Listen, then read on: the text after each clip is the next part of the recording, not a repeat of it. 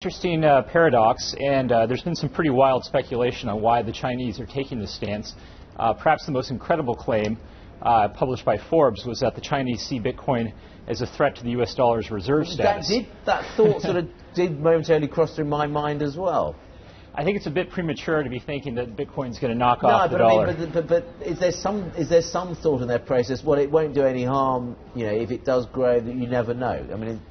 Bitcoin's still very much an early adopter's currency right now, so I don't think the Chinese see it as too much of a threat to their own regime of financial repression, which does, as you mentioned, include capital controls. It's also interesting to talk with the Bitcoin miners about the Chinese role in the Bitcoin market. There is a concern among Bitcoin miners that China, which produces a lot of the mining technology, that the state might actually get involved with mining Bitcoins themselves and try to take a large position in Bitcoin. Yeah, I mean, what's interesting is that China now has the world's second highest number of Bitcoin nodes, according to BitNodes, and their main exchange, BTC China, is also the world's highest volume Bitcoin exchange. So they're driving it. Absolutely. There's tremendous demand in China, as well as other places like Cyprus, Iceland, Argentina, where there's been capital controls or some kind of economic dislocation.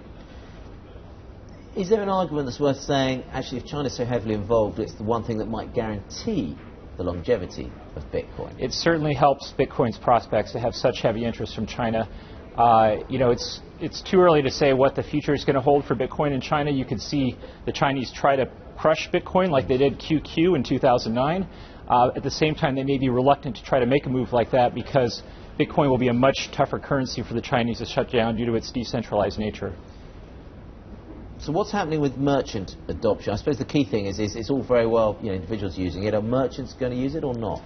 Well, merchants are using it in China, but I think Bitcoin primarily right now is seen as a financial asset, a way for Chinese to diversify out of one into another currency and possibly move money offshore.